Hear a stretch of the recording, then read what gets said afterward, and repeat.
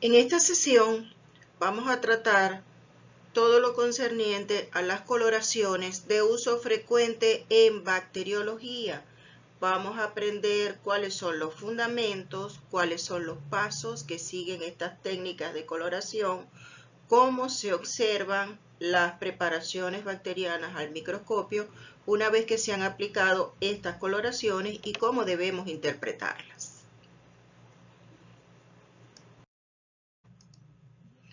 Antes de comenzar a hablar de las coloraciones, vamos a hacer un breve repaso de las sustancias que se utilizan para este fin, que son los llamados colorantes. Un colorante no va a ser más que aquellas sustancias que tienen la capacidad de a través de procedimientos apropiados, previamente ya estandarizados, tienen la capacidad de transmitir su color a otros cuerpos a través de los procesos de tinción o coloración que vamos a estudiar posteriormente. Generalmente, desde el punto de vista químico, estos colorantes son sales, sobre todo sales de anilina, que al disociarse van a originar iones, unos con cargas positivas y otros con cargas negativas. Ahora bien, uno de estos iones es el que se va a encargar de impartir la propiedad cromógena, es decir, es el que va a brindar el color y es el que se denomina en consecuencia cromóforo, mientras que el otro ion restante es el denominado auxocromo y su función va a ser permitir que el colorante se una a las fibras o tejidos que se quieren colorear.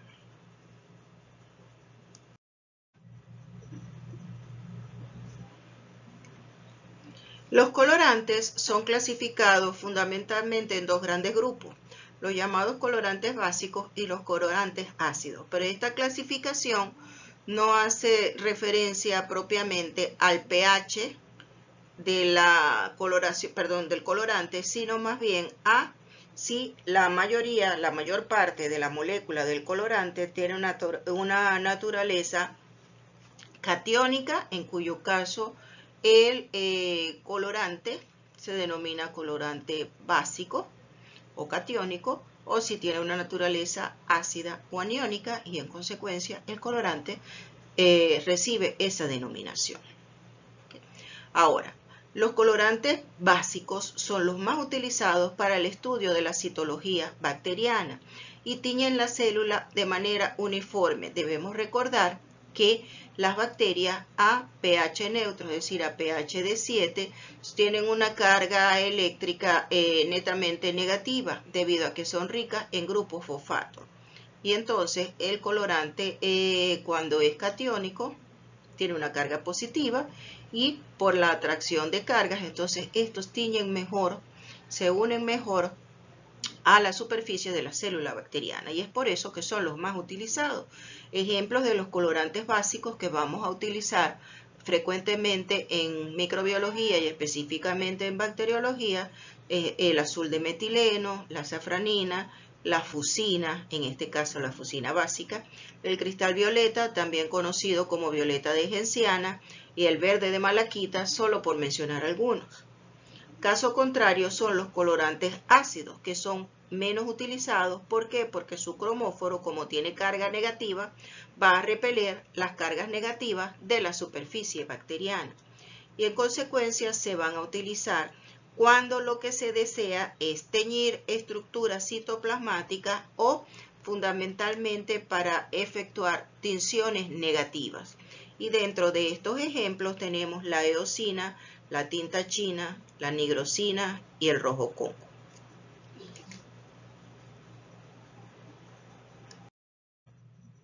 Vamos a hablar entonces ahora en sí de los procesos de coloración o tinción. Estos procedimientos fueron introducidos en la microbiología a mediados del siglo XIX y constituyen el fundamento sobre el que descansan los principales avances que se han producido en el área durante los últimos siglos. ¿Por qué? Porque nos han permitido estudiar la forma y disposición celular de los microorganismos. De manera pues que una tinción o coloración simplemente va a consistir en una serie de pasos que permiten aplicar soluciones de colorante hechas en agua, en cuyo caso son soluciones acuosas, o en alcohol, son soluciones alcohólicas de estos colorantes a los microorganismos o tejidos vegetales y animales donde se encuentren estos microorganismos o cualquier otra sustancia biológica que nosotros queramos utilizar. De manera que colorear simplemente va a consistir en teñir los microorganismos para enfatizar ciertas estructuras y poderlos observar más fácilmente. Recordemos que las bacterias tienen una alta refringencia y que en preparaciones en medios acuosos en vivo, o sea, es decir, sin ningún tipo de coloración, podemos observar que existen y podemos observar su movilidad, su movimiento, pero no podemos estudiar detalles finos de su estructura. Para eso necesitamos entonces, en primer lugar, fijarlos sin mantenerlos inmóviles y además de eso, entonces recurrir a los procesos de coloración o tinción que estamos estudiando en esta sesión de clases.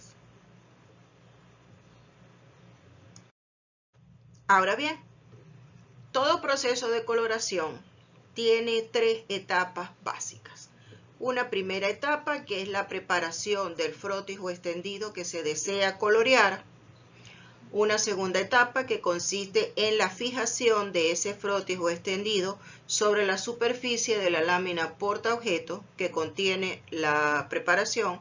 Y la aplicación de los colorantes, es decir, la coloración propiamente dicha.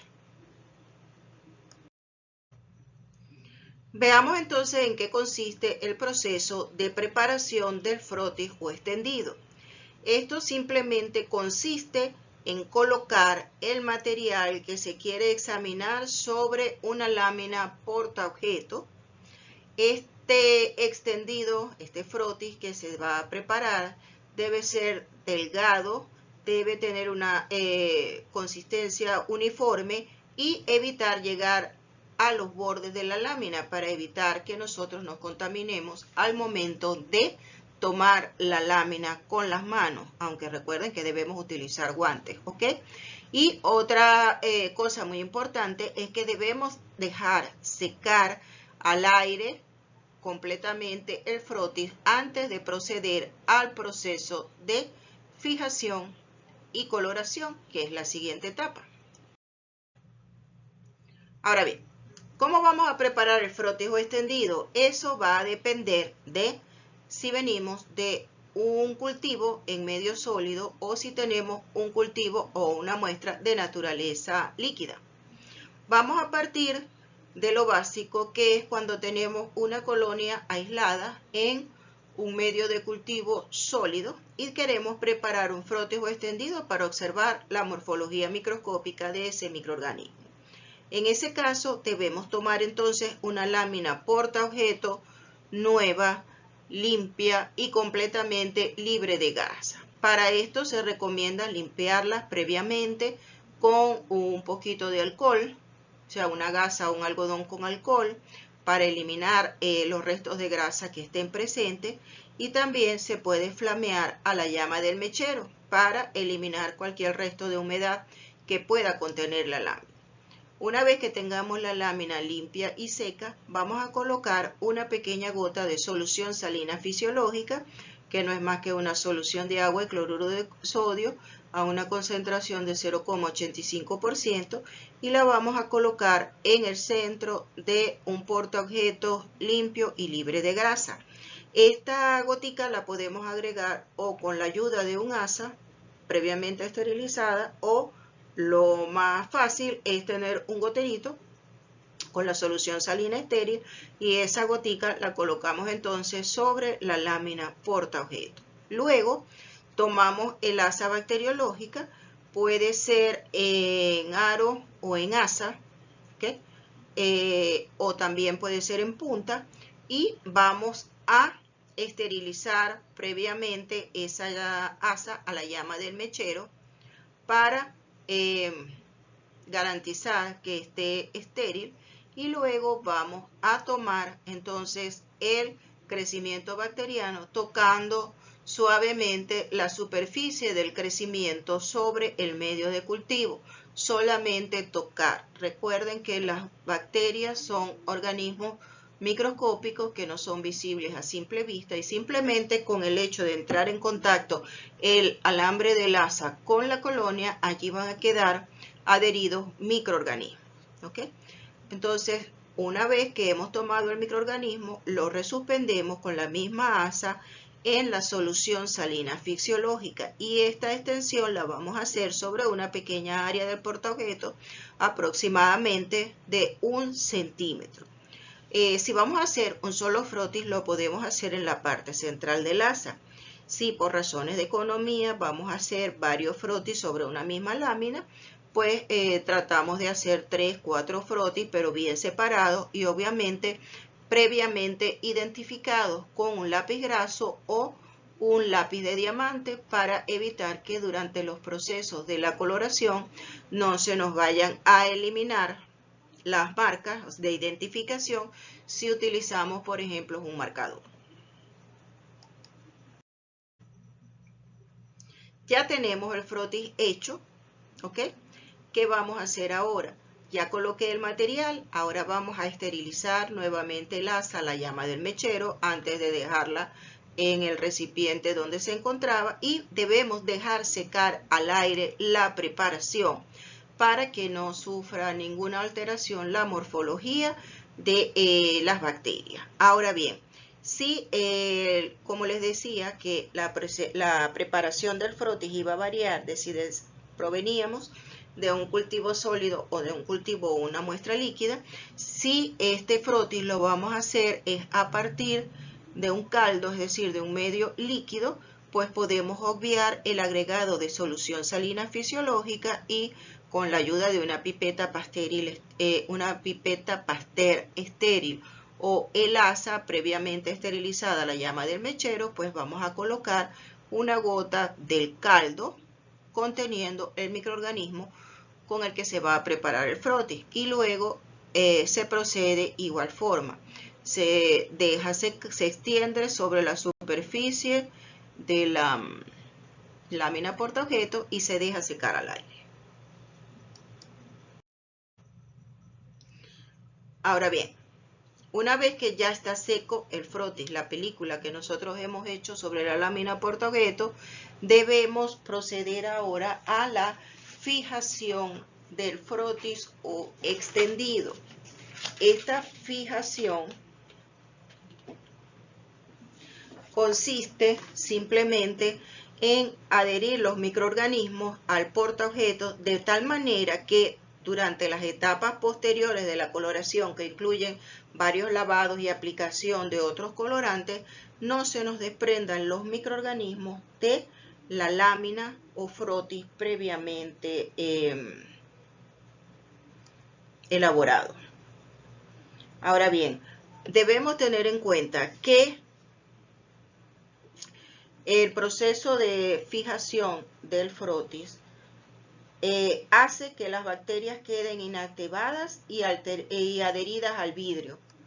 Pero, como les decía, de manera de alterar lo menos posible la morfología de las bacterias y la disposición, las agrupaciones, sobre todo de los cocos, son de gran utilidad para la identificación en el laboratorio. Ahora bien, la fijación la podemos hacer o por medios físicos o por medios químicos, como veremos posteriormente. Como les decía, la fijación del frotis extendido o puede hacerse por métodos físicos o por métodos químicos. Lo más utilizado es el método físico, que generalmente es el calor moderado, el calor a la llama del mechero, pero también se puede utilizar la fijación por métodos químicos, generalmente con alcohol, y el más utilizado para estos fines es el metanol. Generalmente, como les decía, el más utilizado es el método de fijación por calor moderado a la llama del mechero, pero se ha demostrado que cuando el frotis viene de un caldo, es decir, un cultivo en medio líquido, es preferible fijarlos con alcohol, es decir, por métodos químicos, porque esto evita residuos del medio que al quemarse pueden dar interferencia con las observaciones. Mientras que, como les decía, los frotis de las colonias en medio sólido se fijan preferentemente con calor. ¿Cómo vamos a hacer este proceso de fijación del frotis por calor? En primer lugar, como les dije previamente, debemos esperar a que el frotis se haya secado al aire libre. Y para el proceso de fijarlo al calor, debemos pasarlo varias veces, 3 o 4 veces, sobre la parte azul de la llama del mechero, obviamente con la cara del frotis mirando hacia arriba y evitando el sobrecalentamiento para que no vamos a quemar, a achicharrar a las bacterias, ¿ok? ¿Cómo vamos a comprobar o a controlar la temperatura que alcanza el frotis cuando nosotros lo pasamos por la llama del mechero para evitar que se nos quemen las bacterias, que se nos carbonicen? Simplemente la temperatura debe ser aproximadamente de unos 45 grados centígrados y esta se mide de manera cualitativa simplemente colocando la cara limpia del portaobjetos que contiene el frotis sobre la eminencia tenar de la mano, que es esta porción acá de la base del pulgar.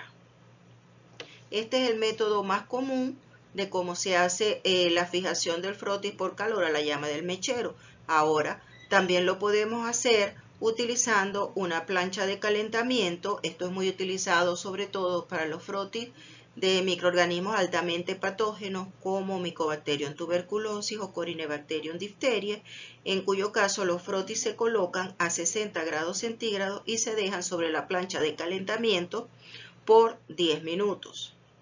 Ahora bien, una característica que tiene la fijación de los frotis por calor es que este preserva la morfología global, la morfología general de las bacterias, pero no conserva las ultraestructuras de las mismas.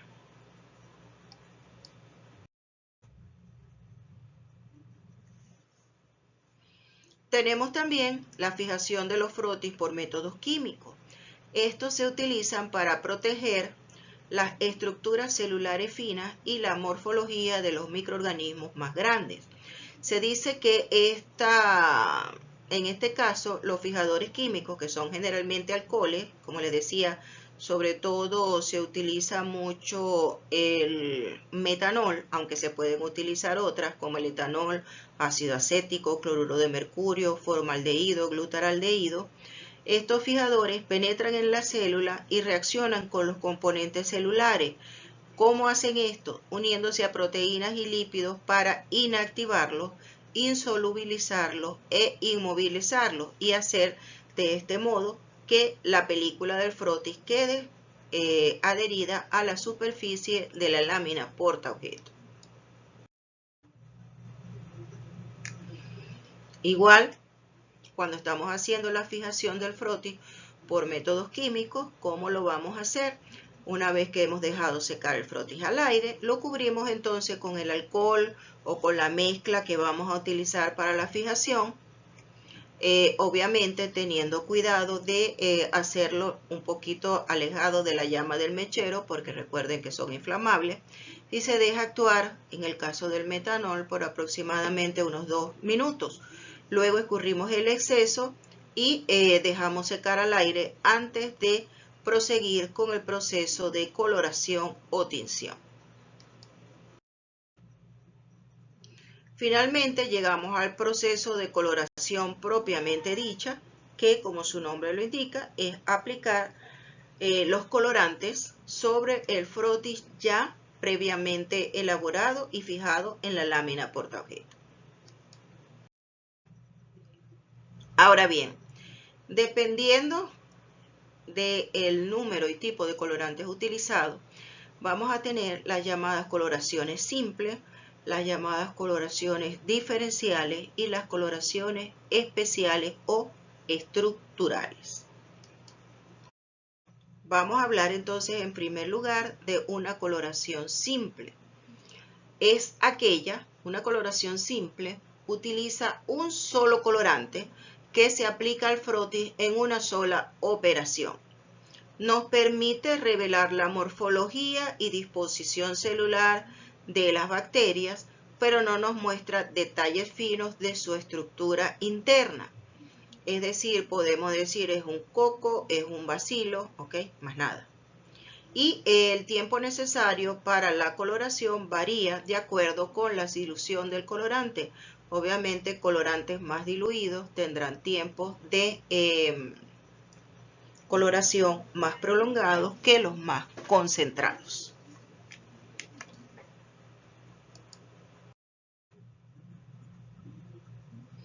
Entonces, como les decía, en la coloración simple, aplicamos un solo colorante, ¿ok? Y luego de aplicado ese colorante y de dejar actuar por el tiempo necesario, los extendidos se lavan brevemente con agua para eliminar el exceso, se dejan secar al aire o pueden ser secados con papel secante y después de ello ya quedan listas para ser observadas al microscopio óptico con objetivo de inmersión, es decir, con el objetivo de 100X. ¿Okay? Toda coloración en bacteriología, siempre que sea un proceso de coloración con un frotis fijado, lo vamos a ver con objetivo de inmersión, objetivo de 100X. Las coloraciones simples más utilizadas en bacteriología son el azul de metileno, el azul de toluidina, la safranina, la fusina y el violeta de genciana. Recuerden entonces que simple es un solo colorante de una sola vez. Ahora, tenemos el segundo tipo de coloración, que es coloración diferencial.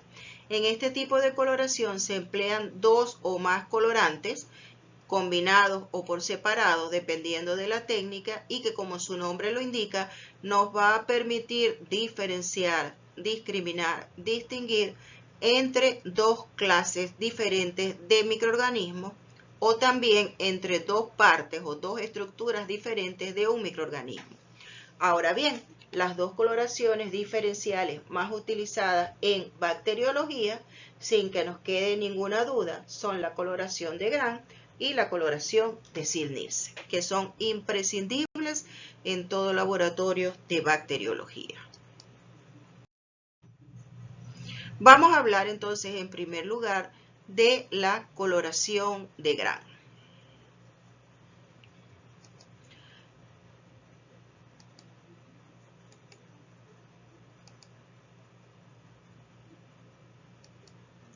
La coloración de Gram se fundamenta básicamente en la estructura y composición química de la pared celular bacteriana.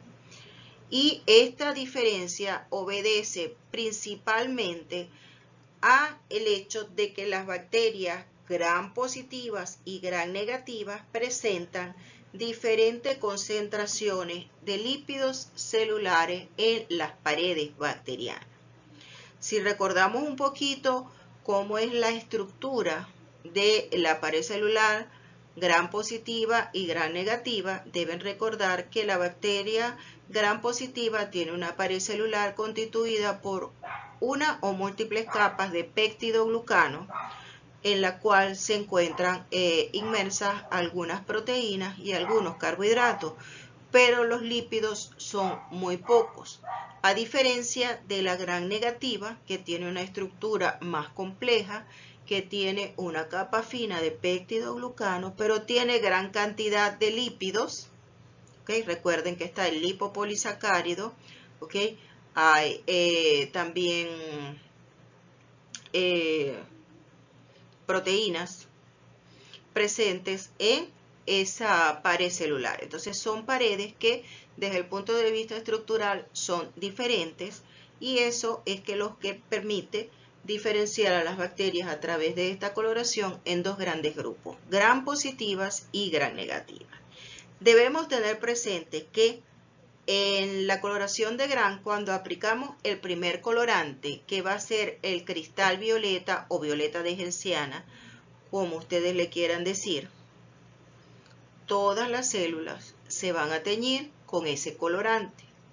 Luego se va a aplicar un mordiente, que ya vamos a estudiar en qué consiste durante el proceso de coloración, que es una solución de yodo, o sea que es una solución de Lugol. Y en este caso el cristal violeta y el yodo van a formar una serie de complejos que se encuentran o que penetran al interior de la célula bacteriana, sea gram positiva o sea gram negativa.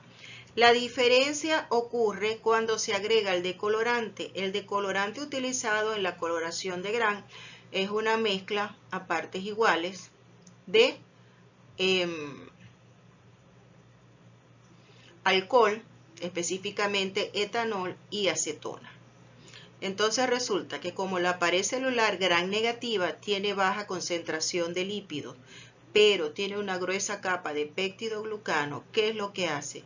La mezcla de alcohol-acetona va a prácticamente a deshidratar la pared celular y va a cerrar los poros a través de los cuales atravesó el complejo cristal violeta yodo al interior de la célula bacteriana, y entonces estos complejos quedan atrapados en el interior de la célula bacteriana.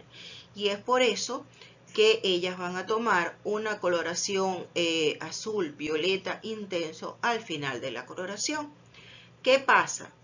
La pared celular negativa tiene una composición muy rica en los lípidos. Recuerden que además de los lípidos tiene el lipopolisacárido y tiene una serie de lipoproteínas que van a estar presentes en la membrana externa de la pared celular y poco péptidoglucano. Entonces, el hecho de que estos lípidos sean solubles en la mezcla de alcohol que se utiliza como decolorante permite que entonces este salga de la membrana externa y la pared celular ya no va a constituir una barrera impermeable como ocurre en las bacterias gram positivas.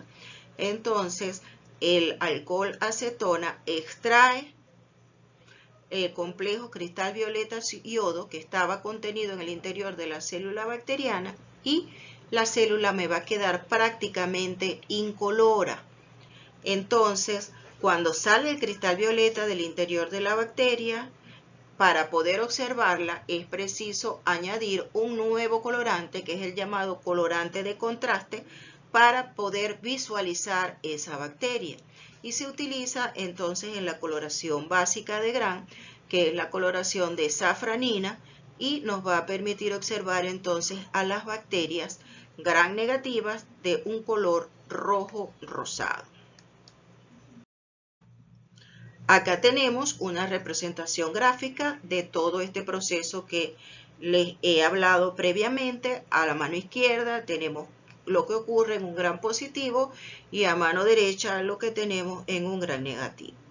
Tenemos entonces el frotis, que una vez elaborado y fijado el frotis sobre la lámina portaobjeto, tanto el gram positivo como el gram negativo están incoloros, ¿ok? Porque no se ha aplicado ningún colorante.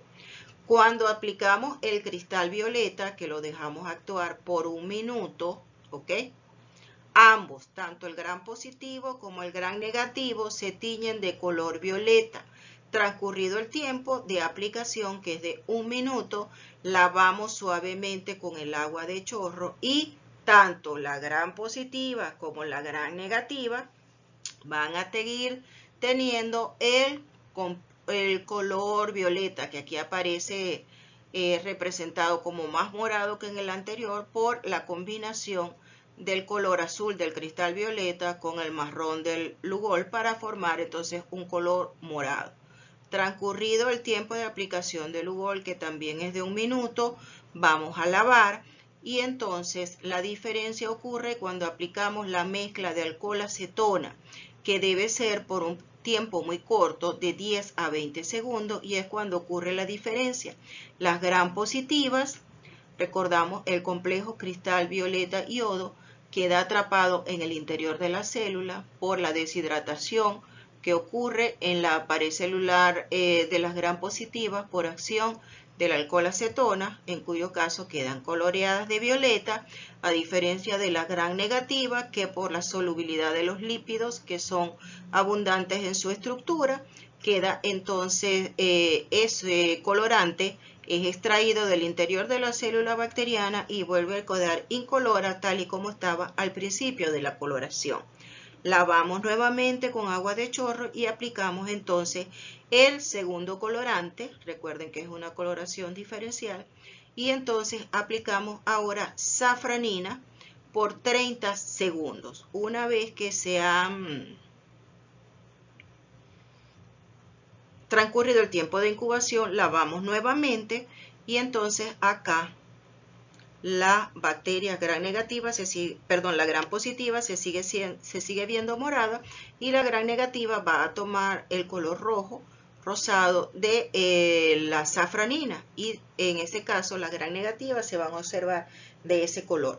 Recuerden entonces que la coloración se debe dejar secar al aire y que las coloraciones que llevan procesos de tinción se van a observar siempre con el objetivo de inmersión, con un objetivo de 100x, y con el aumento del 10x del ocular nos va a dar un aumento total de 1000x. Ahora bien, es importante también recalcar la manera como vamos a reportar la coloración de gram. En la coloración de gram siempre hay tres aspectos que se deben señalar. La morfología de las bacterias, es decir, debemos decir si lo que estamos observando es un coco, un bacilo, un cocobacilo. La agrupación en caso de que sea pertinente, como es en el caso de los cocos, si son en racimos, si son aislados, si son en pares, si son en cadenas, en tetradas o zarcina. En los bacilos, la agrupación tiene menor importancia desde el punto de vista del diagnóstico clínico, ¿ok? Y por lo general no la señalamos en la coloración de gram. Y por último, la afinidad tintorial, que es cuando hacemos referencia a si es un microorganismo gram positivo o gram negativo. Y de esa manera entonces es como se debe reportar correctamente una coloración de gram observada al microscopio óptico. Aquí tenemos varios ejemplos de una coloración de gram. Acá tenemos en primer lugar un frotis. Estos son todos frotis hechos de colonias de cultivos puros de estos microorganismos, y tenemos cómo se observa entonces una coloración de gram de Staphylococcus aureus o de cualquier otra especie del género Staphylococcus a la coloración de gram. Entonces decíamos que en primer lugar debemos reportar morfología. Entonces es un coco. Agrupación, se reporta lo que predomina, que obviamente son los racimos, y la afinidad tintorial gram positivo. Entonces estamos en presencia de un coco gram positivo dispuesto en racimo, a diferencia de lo que ocurre en el caso del neumococo o Streptococcus pneumoniae, donde vemos que también es un coco ligeramente lanceolado, ¿okay? No es tan redondito, generalmente dispuestos en pares o en cadenas cortas, y también es gram positivo. Tenemos a los cocos que se disponen principalmente en cadenas, formando como collares, ¿ok? Esto es característico de Streptococcus. Entonces acá tenemos cocos gram positivos dispuestos en cadenas. Por acá tenemos bacterias alargadas, en este caso son bacilos. Recuerden que aquí no es importante, a pesar de que se ven dispuestos algunos como en cadena, la distribución no es importante. En este caso simplemente debo decir que son bacilos gram positivos. Acá tenemos bacilos gram negativos, que es una Escherichia coli. Acá tenemos un cocobacilo gram negativo, que es característico de hemófilos, sobre todo de las especies de hemófilos, en este caso de hemófilos influenza, que son cocobacilos altamente pleomórficos. Ustedes ven que hay unas formas que son más alargaditas, o sea, son más bacilares, otras son más tipo coquito, ¿ok? Entonces, a este pleomorfismo y a este color rojo rosado que generalmente toman. Esto es característico de las especies de hemófilos. Acá tenemos otras coloraciones. Así se observa un cultivo de los difteroides, en este caso de Corynebacterium diphtheriae, coloreado con la técnica de Gram, donde ven cocobacilos gram positivos, en este caso dispuestos en empalizadas o letras chinas. Tenemos cocos gram negativos dispuestos en pares, que son característicos de Neisseria. Fíjense que también pueden haber algunas cadenitas, algunas tetradas, etcétera, pero siempre deben reportar lo que predomine. Tenemos también microorganismos que por su naturaleza toman de manera irregular la coloración de Gram y son los llamados Gram variables, como por ejemplo ocurre en el caso de Gardnerella vaginalis. Tenemos bacilos curvos en forma de gaviota, que es lo que ocurre por ejemplo con las especies del género Campylobacter.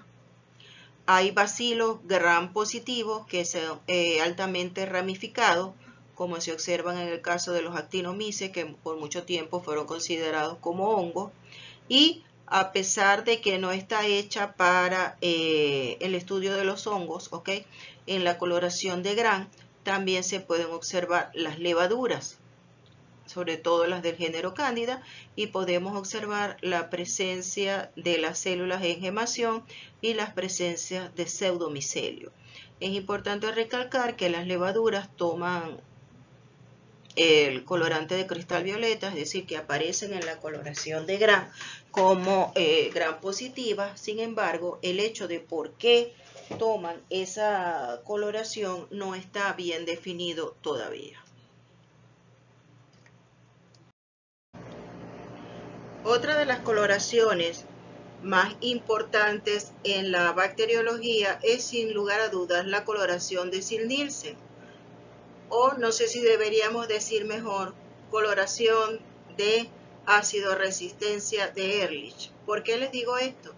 Porque esta coloración fue inicialmente descrita por dos médicos alemanes, un bacteriólogo, Franz Ziehl, y un patólogo, Friedrich Nielsen, pero no fue sino mucho tiempo después cuando Paul Ehrlich fue el que dio a conocer y el que publicó esta coloración. Y de allí, no sé si a ustedes les ha pasado, cuando revisan los libros de microbiología, donde ven entonces siempre coloración de Ziehl-Neelsen, pero ven la foto de Ehrlich.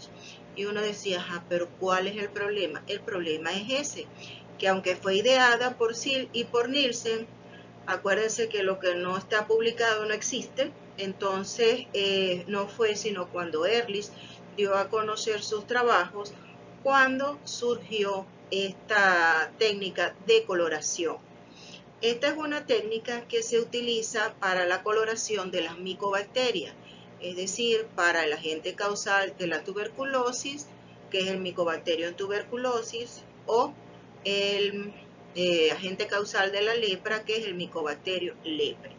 En este sentido, se dice que el mecanismo de la ácido resistencia es un mecanismo doble que requiere de la interacción química de los ácidos micólicos y glicolípidos junto con los péptidos presentes en la pared celular de las bacterias, específicamente de las micobacterias, y la participación también de la fucina. Recordemos que la composición de la pared celular de las micobacterias, aun cuando en la coloración de Gram se pueden teñir con dificultad y aparecer como Gram positivas, es cierto que por su estructura ellas no toman muy bien esta coloración, y esto se debe al alto contenido de ceras presente en esta pared celular, que básicamente son los llamados ácidos micólicos, que son ácidos de cadenas muy largas que están presentes hacia la parte más externa de la pared celular de las micobacterias y que le confieren una consistencia como de cera a esta pared celular, haciéndola prácticamente impenetrable a los colorantes, y por eso la coloración de Zinn-Nielsen requiere de calentamiento para que el colorante pueda atravesar las ceras que están presentes en la pared celular de las bacterias. Al mismo tiempo, este calentamiento, además de facilitar la coloración del colorante, permite el incremento de la energía cinética de las moléculas del colorante, que entonces este mayor movimiento facilita su penetración al interior de las bacterias. Una vez que está en el interior de las bacterias, el colorante, que es la fusina básica, forma entonces un complejo con los ácidos micólicos de la pared celular, y una vez que se forma este complejo en el interior de la pared celular bacteriana, este complejo es muy difícil, es decir, luego de coloreada la bacteria no pierde esa coloración, aun cuando lo decoloremos con una mezcla de alcohol y ácido, porque es una mezcla, el decolorante que se utiliza es una mezcla de ácido clorhídrico con etanol, ¿ok? Y entonces estas bacterias tienen la capacidad de resistir la decoloración después de ser teñidos con colorantes básicos, y por eso es que se habla de una coloración de ácido resistencia. Anteriormente se hablaba de bacilos ácido alcohol resistente, pero los estudios más recientes han demostrado que las bacterias no son resistentes al alcohol, sino al efecto del ácido, y es por eso que ahora se habla de bacilos ácido alcohol resistentes. No, perdón, de ácido alcohol resistentes no, sino de bacilos ácido resistentes. Vamos a pasar ahora al estudio de una de las coloraciones estructurales muy importantes en bacteriología, que es la coloración de gránulos metacromáticos. Esta coloración se ha vuelto a poner de moda debido al repunte que ha tenido la difteria como una enfermedad infecciosa reemergente, sobre todo en los países con bajo nivel socioeconómico. Entonces, de aquí que es importante que estemos preparados para poder efectuar el diagnóstico de esta enfermedad, y una de las técnicas del laboratorio útiles para esto es la coloración de los gránulos metacromáticos. Estos gránulos metacromáticos no son más que una serie de inclusiones citoplasmáticas presentes en algunas especies de Corynebacterium, que son gránulos de polifosfato, también conocidos como gránulos de volutina o por los patólogos como cuerpos de Baise-Ernst. Se denominan gránulos metacromáticos porque poseen la propiedad de metacromacía, que lo que quiere decir es que se tiñen de un color diferente al del colorante con el que se están tiñendo. Y los textos describen que aparecen de un color rojo cuando se tiñen con colorantes de azul de metileno o azul de toluidina. Yo he optado por modificar eso y colocar que te toman también de diferentes tonos de azul, incluyendo negro, o también puede verse verde, ¿ok? Son comunes en Corynebacterium, espirinos y bacilos lácticos, y como les dije, su presencia se utiliza en la identificación de las bacterias en el laboratorio. Los gránulos metacromáticos tienen gran afinidad por los colorantes básicos. Fíjense que son gránulos de polifosfatos, y los polifosfatos tienen carga negativa, y por eso les gustan los colorantes básicos, que ya habíamos señalado previamente, que entre esos tenemos la fusina básica, el cristal violeta, azul de metileno o verde de malaquita, por lo que cualquiera de estos colorantes puede ser utilizado para su tinción. Una de las dos coloraciones que se utilizan en el laboratorio para la detección de gránulos metacromáticos, la más utilizada es la coloración de azul de metileno de Loeffler. Para realizar esta coloración debemos elaborar un frotis de un cultivo puro de Corynebacterium diphtheriae en un medio que favorezca la producción de estos gránulos, como sería el medio de Loeffler, que es un medio a base de yema de huevo, o de cualquier otra bacteria. También podemos utilizar cualquier otra bacteria que produzca gránulos metacromáticos. El frotis se debe dejar secar al aire y luego se fija a la llama del mechero como de costumbre.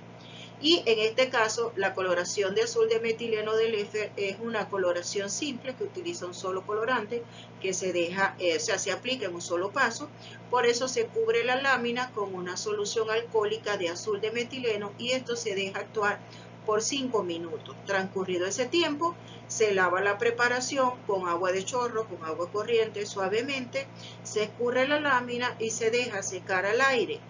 Luego vamos entonces a observar la preparación con objetivo de inmersión, con objetivo de 100x, y vamos a ver cómo los gránulos metacromáticos aparecen de color azul intenso, o sea, de color azul oscuro, mientras que el resto de los bacilitos de las bacterias aparecen de color azul claro.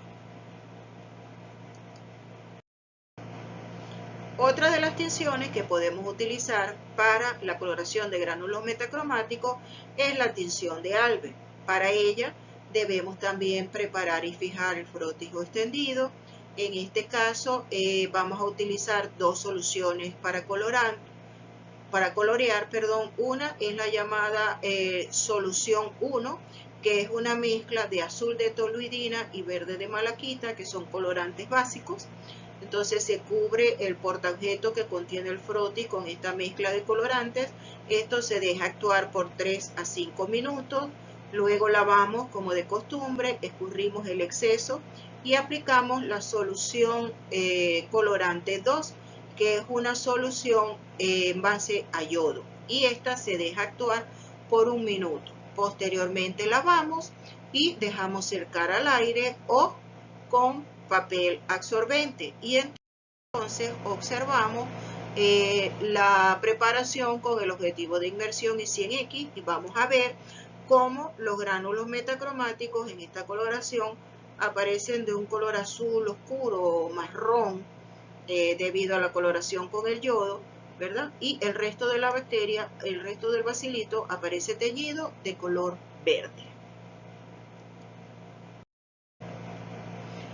Tenemos también dentro de las coloraciones especiales la coloración de esporas o coloración de Wisconsin. Las esporas son estructuras de resistencia bacteriana y por eso son muy difíciles de colorear, porque son estructuras que contienen muy poco contenido de agua y cuyas capas envolventes son muy resistentes, o sea, son impermeables a la penetración del agua y de cualquier sustancia química. Existen diferentes métodos para la coloración de las esporas, pero todas utilizan más o menos el mismo fundamento y vamos a estudiar entonces la coloración de Wisconsin. Para esto debemos preparar un frotis, lo vamos a dejar secar al aire, pero no lo vamos a fijar. ¿Por qué? Porque lo vamos a someter a calentamiento colocando un vaso de precipitado que contenga agua hirviendo, sobre el cual vamos a colocar el soporte de coloración y el frotis, o en su defecto también podemos colocar la lámina sobre el soporte de coloración y utilizar un mechero, pero se prefiere utilizar el calor húmedo para reblandecer la cubierta de las esporas. Y esto se va a calentar, permitiendo entonces que el agua de condensación forme esporas en el reverso de la lámina. Como les decía, es conveniente no fijar el frotis antes de proceder al proceso de la coloración, porque el hecho de utilizar vapor de agua facilita la penetración del colorante al reblandecer las cubiertas de la espora. Porque si fijamos la espora previa a la tinción, o sea, fijamos el frotis con calor previa a la tinción, vamos a perder el efecto que nos brinda la acción del vapor sobre las esporas bacterianas.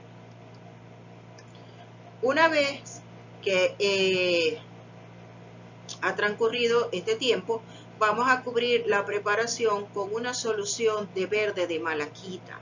Se dice que mientras más tiempo se deje el verde de malaquita y mientras más concentrada sea la preparación, pues mejor se van a teñir las esporas. Una vez que hemos cubierto la preparación con el verde de malaquita, debemos seguir calentando hasta que haya emisión de vapores.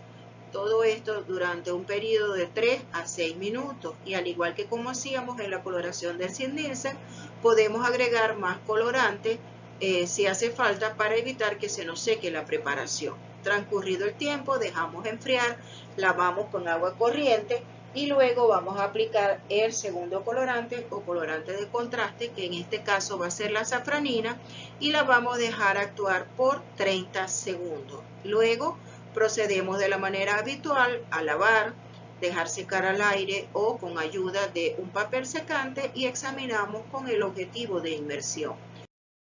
Y lo que vamos a buscar en este tipo de coloración es que las esporas se presentan como unos ovalitos verdes dentro de los bacilos rojos.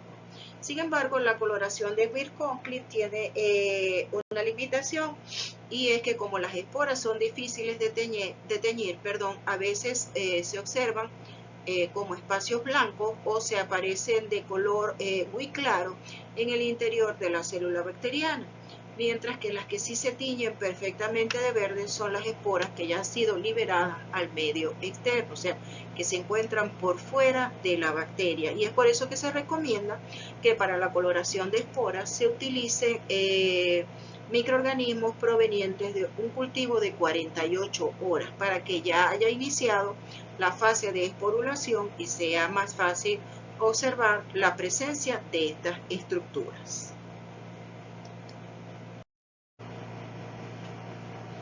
Vamos a hablar ahora de la coloración de otra estructura que puede estar presente en la célula bacteriana, que es la presencia de la cápsula. Entonces vamos a ver cómo haremos una coloración de cápsula en el laboratorio.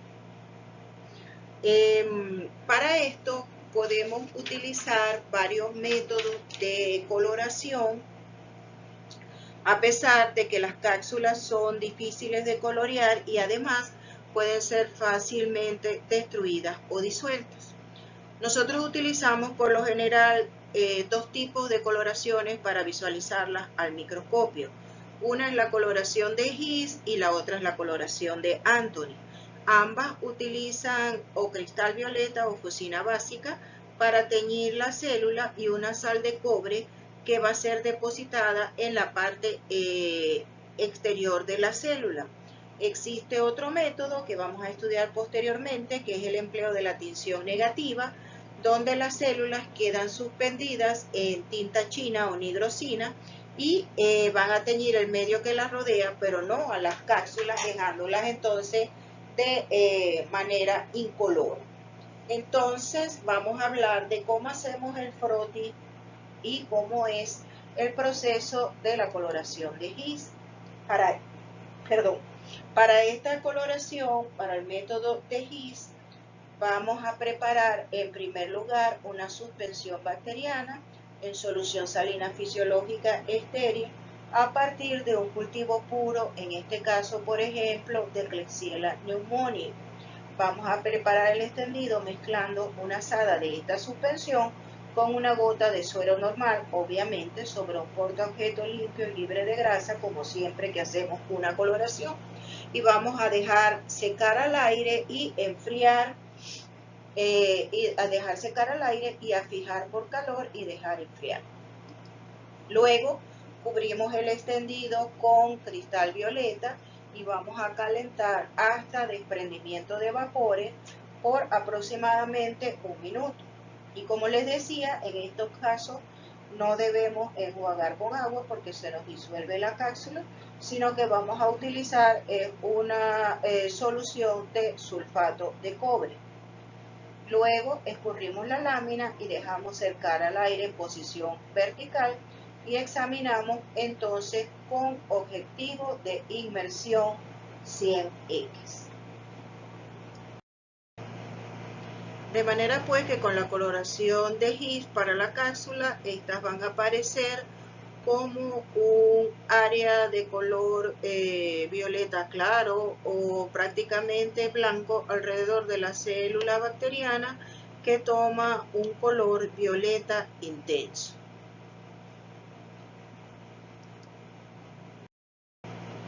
Tenemos ahora la coloración de Anthony también para cápsula. En este caso elaboramos un extendido delgado a partir de un cultivo puro, también de Klebsiella pneumoniae, pero en este caso en vez de preparar una solución, una suspensión bacteriana y mezclar con suero, vamos a hacer el frotis a partir de un cultivo en leche descremada. Dejamos secar al aire y no vamos a fijar con calor, cosa que sí hacíamos en el método de coloración de Gis. Entonces, una vez que se ha dejado secar y que está bien seco el frotis, cubrimos la preparación con una solución acuosa de cristal violeta al 1% y vamos a dejar actuar por 2 minutos. Luego lavamos con la solución de sulfato de cobre el 20%, escurrimos la lámina y dejamos secar en posición vertical y vamos a examinar entonces la preparación con objetivo de inmersión u objetivo de 100x.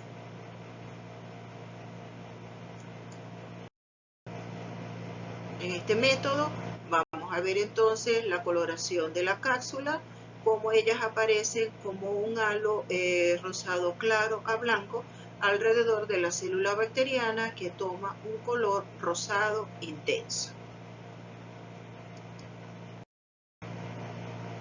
También habíamos dicho que podemos realizar una coloración de cápsula por los métodos de tinción negativa o de contraste. Para ello vamos a colocar una pequeña gota de solución salina fisiológica sobre un portaobjetos limpio, seco, y vamos a agregar una cantidad muy pequeña de un cultivo joven realizado en un medio en agar.